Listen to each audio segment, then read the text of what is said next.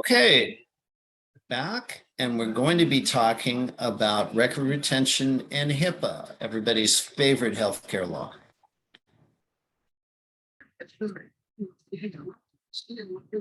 Again, in addition to keeping records for a certain period of time, as we know, we want to maintain other types of records. For example, billing, claims data, right?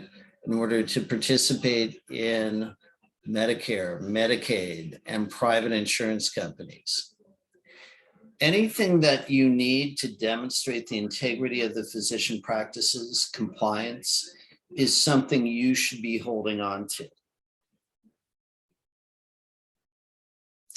All physician practices, whether they're small, large, multi-site, you need to have procedures to create and retain appropriate documentation.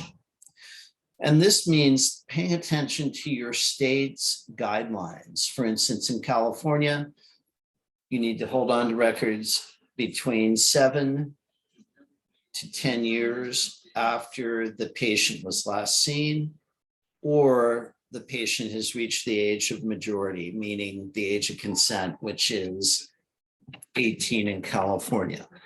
Now, of course, with electronic records, we can do this reasonably cheaply. Before, we used to have a real problem with paper records because paper takes up space. Records need to be secured against any type of loss, destruction, unauthorized access, corruption, or damage. And this is a problem not only with paper records, but with electronic health records. Does your medical office have consistent, reliable backup services, right? And again, these should be covered in the practices, policies, and procedures about medical records.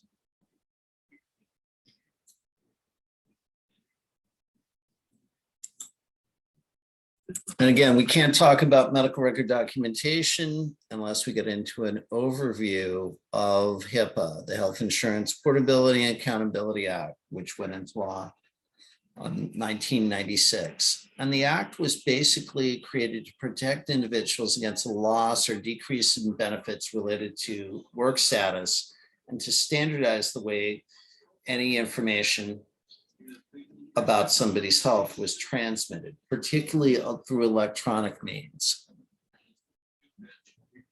Privacy regulations affect coders no matter whether you're working in an inpatient setting, long-term care, or a medical office.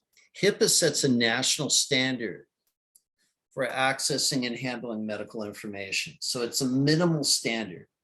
States, for instance, California has a California Confidentiality of Medical Information Act, which gives a little bit more structure to these types of things. You can give more privacy and more protection, but you can't do anything less than the minimal standard of HIPAA.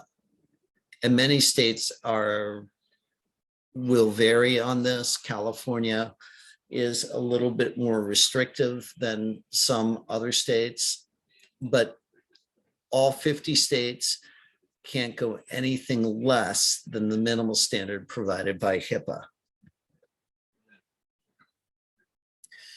The provider has to give the patient notice of the HIPAA privacy rule, which explains the rights under the rule and how you can file a complaint if you believe your rights have been violated.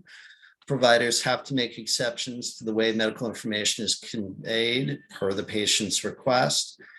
And patients control the information, right? In other words, when we say that it's the patient's information, they don't control the media that it's stored on, whether it's paper or disk or what have you, but they do control the release, right? And that as a result, they can release their PHI to family members, close friends, or relatives.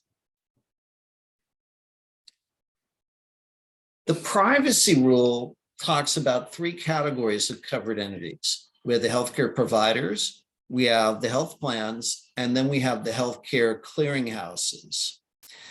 If a healthcare provider transmits electronic health information, which they all do, to my knowledge, everyone I've seen, then it's considered a covered entity.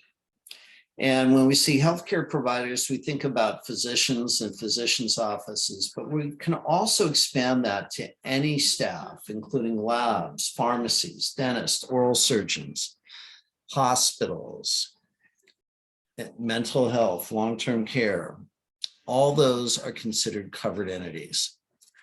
The health plan means anybody who's paying. That could be Kaiser, that could be MODA, that could be Blue Cross Anthem, that could be Pacific Source, anybody. Also Medicare, Medicaid.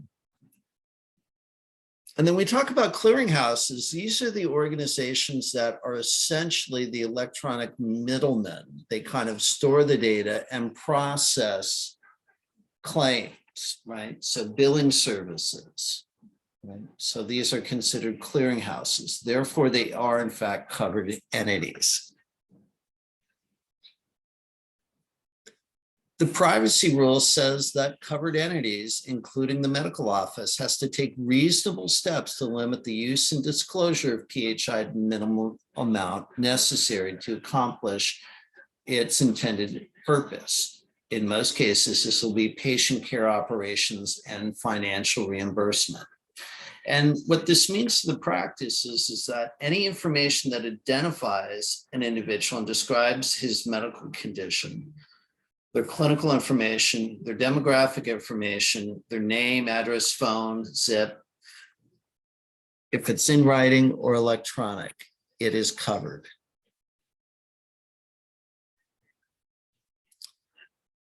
Covered entities, policies, and procedures must identify people within the entity who need access to carry out their job duties. So in other words, it has to be appropriate.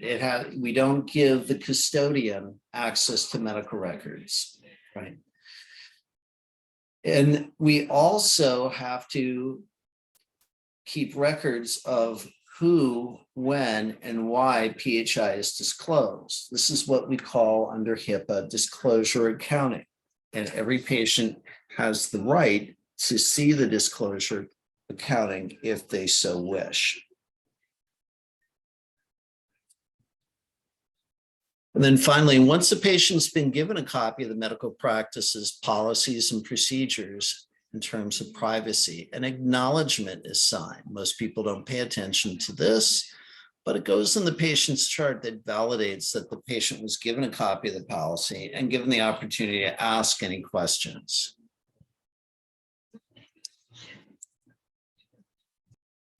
And that's all I have for you. We'll see you online. Please stop by office hours if you have any questions or concerns about this material. Bye now.